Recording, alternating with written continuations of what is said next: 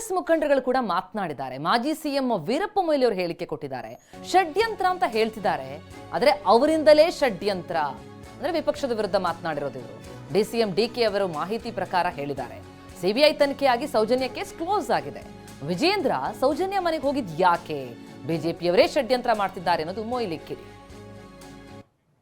ಈಗ SIT inquiry ಮಾಡಿ ಅದು ಅಂತಿಮ ಮಾಡುವ ಸಮಯದಲ್ಲಿ ಪುನಃ NIA CBI ಎಲ್ಲ ಹೇಳ್ತಾ ಹೋದರೆ ಅಂದರೆ ಅವರಿಗೆ ಇದು ಮುಗಿಯುವುದು ಅಗತ್ಯ ಇಲ್ಲ.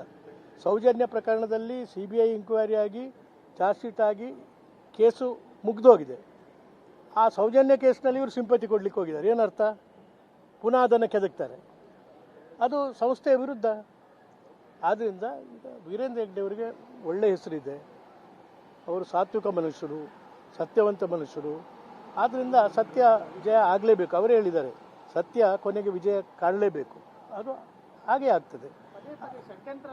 ಷಡ್ಯಂತ್ರ